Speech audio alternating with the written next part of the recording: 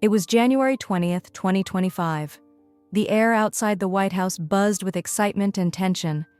Donald Trump, the newly elected President of the United States, had just won a fierce election against Kamala Harris, the Vice President, and Joe Biden's chosen successor.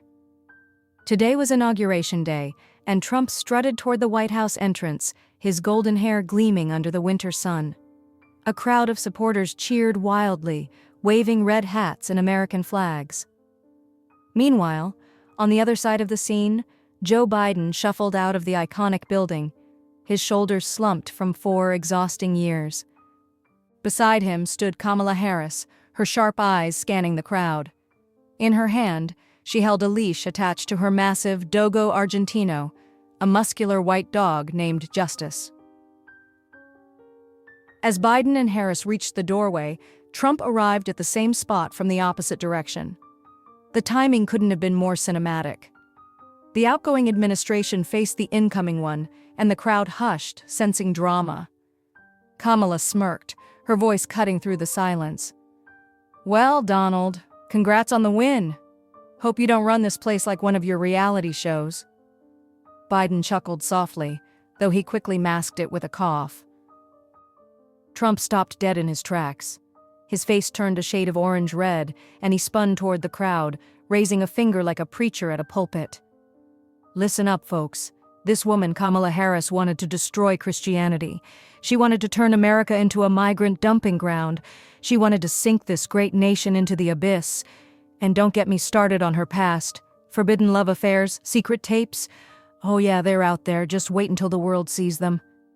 The crowd erupted. Some gasped, others jeered, and a few hardcore Trump fans shouted, "Lock her up!" Kamala's smirk vanished. Her grip tightened on Justice's leash. Biden muttered under his breath, "Here we go again." But he didn't step in. Kamala took a step forward, her heels clicking on the pavement. "You're full of it, Donald. Those lies are all you've got. You're a disgrace." Trump wasn't done. He turned to Biden now, his voice booming. "And you, Sleepy Joe, you propped her up. You let this radical run wild. She's a danger to America, and you know it." The crowd roared again, feeding off the chaos. Reporters scribbled furiously, cameras flashing like strobe lights. That's when Kamala snapped. Her eyes blazed with fury. She leaned down to Justice, her voice low but firm. "Go get him, boy. Time for justice." With a flick of her wrist, she released the leash. The Dogo Argentino lunged forward, a white blur of muscle and teeth. Trump didn't even have time to react. One second he was waving triumphantly to the crowd. The next, he was on the ground, screaming as Justice clamped down on his leg. "Get it off me! This crazy dog's killing me!" he bellowed, flailing wildly. Secret Service agents rushed in, shouting commands, "Step back! Secure the president!" 2 of them tackled Justice, wrestling the snarling beast off Trump. The crowd scattered in panic, some screaming, others laughing hysterically. Blood stained Trump's tailored suit pants as he clutched his leg, his face twisted in pain and disbelief. "She sicked her mud on me. This is an assassination attempt." Kamala stood her ground, arms crossed, a defiant glint in her eye. "He's fine. Just a little lesson in manners." Biden, still lingering by the door, shook his head. "Kamala, you've lost it. I told you that dog was trouble." But he couldn't hide a faint grin as he shuffled away, leaving the scene behind. Paramedics swarmed in, hoisting Trump onto a stretcher. He kept yelling as they wheeled him toward an ambulance. "That dog's a terrorist! Deport it! Build a wall around it!"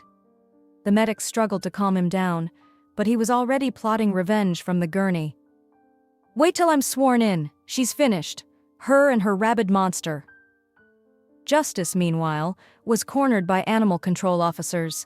The Dogo Argentino barked ferociously as they slipped a muzzle over his snout and dragged him into a van. A government official stepped forward, addressing the press. "This animal is now in custody. It poses a clear threat to national security. An investigation is underway." Reporters shouted questions, but the official waved them off. Trump ended up at Walter Reed Medical Center, where doctors patched him up. Later that day, a physician faced the cameras. The president sustained multiple bite wounds to his lower leg and, posterior region. He'll recover, but he'll need time to heal. The scars might be permanent. Inside his hospital room, Trump raged to his aides. "I want that dog shipped to Mexico. And Kamala? She's going down. Find those tapes. I know they're real." Back at the White House, the inauguration went ahead, though Trump had to be sworn in from a wheelchair. His speech was shorter than planned, but he still managed to squeeze in a promise. "We're gonna make America safe again, starting with getting rid of dangerous pets. Believe me." The crowd cheered, though some whispered about the absurdity of it all. Kamala, now a private citizen, held her own press conference the next day. Standing in front of a sleek black SUV, she addressed the nation. "My dog was protecting me from a bully. Trump's lies started this mess. If he can't handle justice, how's he going to handle the country?" She paused, then added with a sly smile, "And those so-called tapes? Good luck finding them, Donald. They're as real as your hair."